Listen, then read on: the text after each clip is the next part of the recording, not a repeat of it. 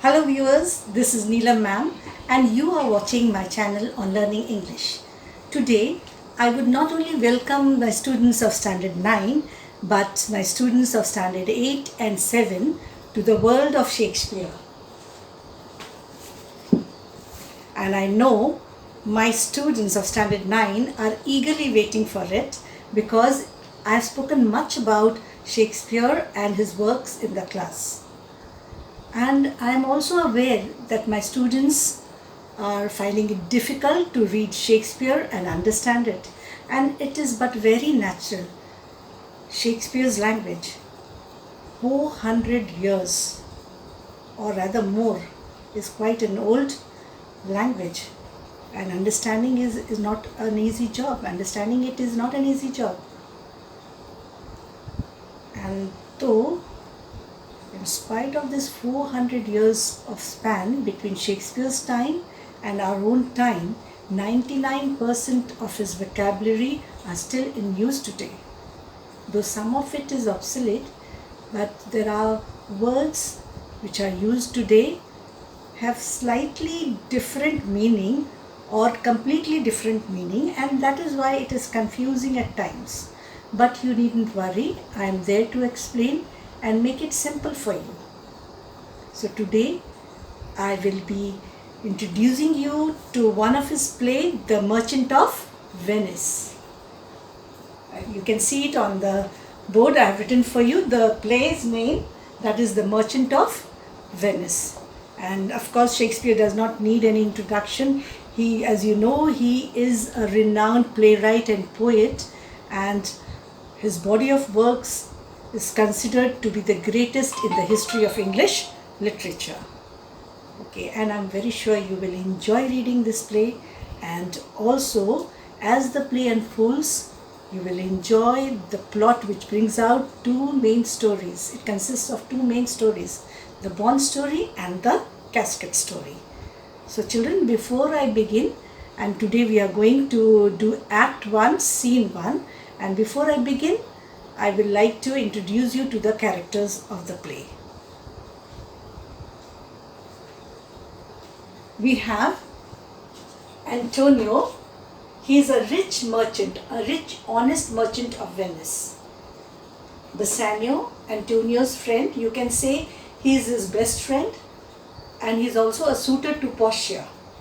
Now Portia is a rich heiress of Belmont, and Nerissa is Portia's waiting maid. We have Celerio, Salanio, Grescenio and Lorenzo, who are friends to Antonio and Bassanio. We have Shylock, another character. Shylock, an important character. He is a Jewish money lender.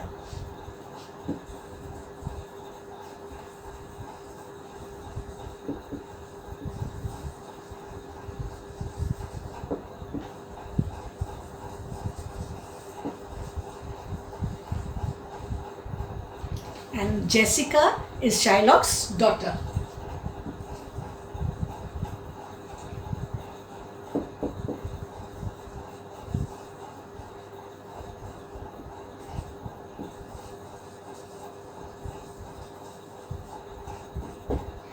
We have many other characters which will keep popping up in each scene, and I will introduce you to them.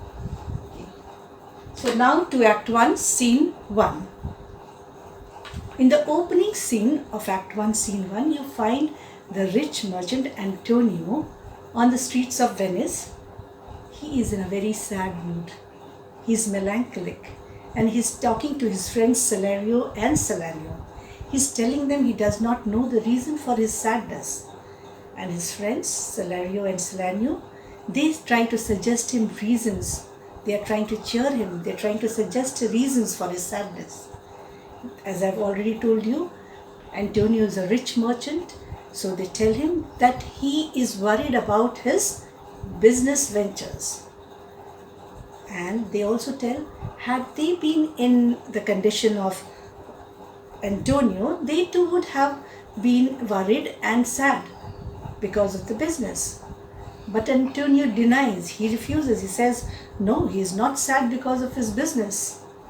he says, he gives reasons to them, saying that he is not sad because of his business.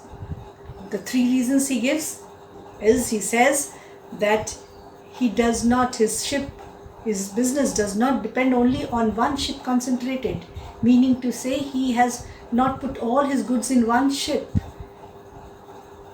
He has his rich merchant ships all across the oceans. And then he says they do not head towards only one direction. As I told you, he has ships all across the ocean in all directions. Thirdly, he says his business does not depend on the profits of that year only.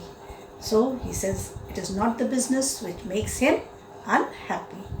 Then they suggest, if not the business, then you must be unhappy because you must be in love. And Antonio is a middle-aged man. He just ridicules this idea and says fee. And that's what, he just refuses this suggestion of theirs as a reason for his sadness. And then the friends say, if you are neither in love, then you must not be merry, you must not be happy. And then there is an reference to Janus, an important extract. Now Janus was a Roman god with two faces. One was smiling and the other one was frowning. And these are usually normally kept on the doorways, one facing inwards and the other facing outwards. Actually, it depicts the contrariness in human nature. There are two kinds of people. One kind of people, they keep laughing at anything and everything.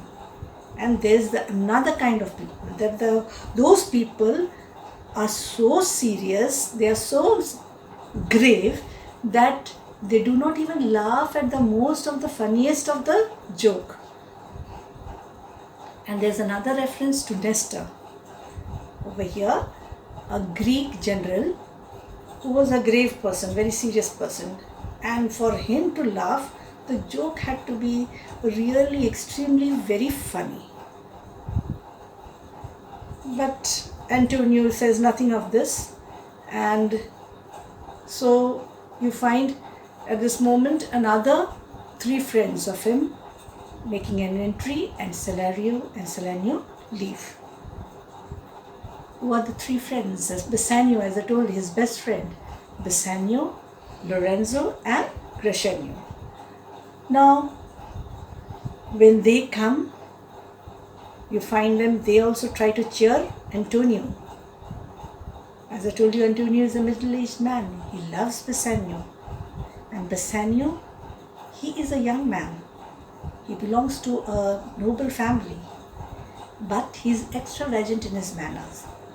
And he's a spendthrift. He spends a lot of money on his style, to keep up his style and all that. And so whenever his purse does not permit him, he just borrows money from his friends. And of course, mainly from his best friend, that is Antonio. And Antonio, ever ready with his purse, ready to help him, lend him a helping hand. And now Crescenio notices Antonio. He has changed quite a lot. So he tells Antonio that you are looking like this just because you pay a lot of attention on worldly matters. But Antonio denies this. He says, no, I do not pay a lot of attention on worldly affairs. He says that I pay attention to the world as much as it deserves. At this point, Antonio also says that the world is a stage. And every one of us has been allotted different roles, separate roles. And mine one is a sad one, a tragic one. And again, at this point, Crescenio says something funny. He says, if this is the case, then I would love to play the role of a jester, a fool. And let me tell you, fools in Shakespeare's time were the wisest of the lot. They made people laugh with their witty talks. So Greshenio says he would love to play the part of a fool and be merry and be happy till wrinkles appeared. When do wrinkles appear? When we become old. So he says he's going to be playing the part of a fool, and he would be happy till his old age. And he says that he would not be like his grandfather's stone statue, sleeping while awake, and he would not catch jaundice because of being ill-tempered. He then also tells that there are people who deliberately put on the act of seriousness just to be thought as wise. But when these people are examined, they are actually found to be real fools. He advises Antonio that Antonio should not use his melancholy as a bait to catch cheap popularity. At this advice, Antonio smiles and he says, because of this advice of yours, I now need to become a talker. And then Greshenio and Lorenzo leave, and Antonio and Bassanio are left to themselves. And at this point, Antonio turns towards Bassanio and he asks him about a lady whom he wanted to visit. Now, who is this lady? You must have guessed it. She is Portia.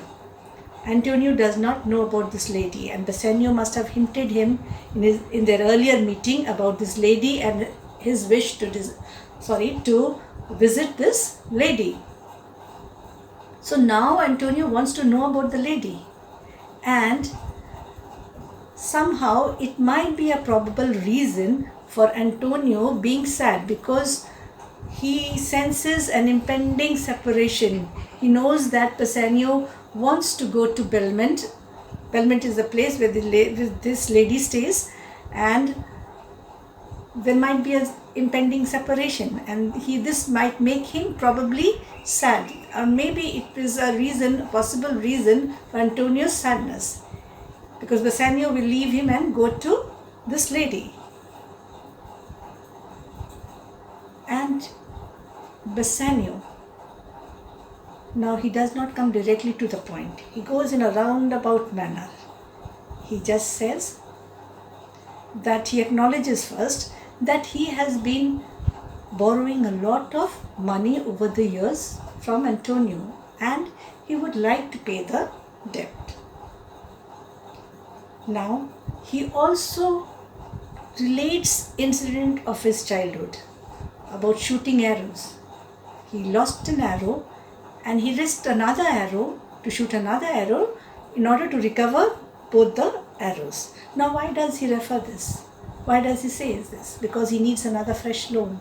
So he says that if Antonio gives him another fresh loan, first loan he is already lost. So if he is given another fresh loan, maybe even if he is not able to recover or pay him back the previous loan, because he is vigilant, he might at least repay him the fresh loan.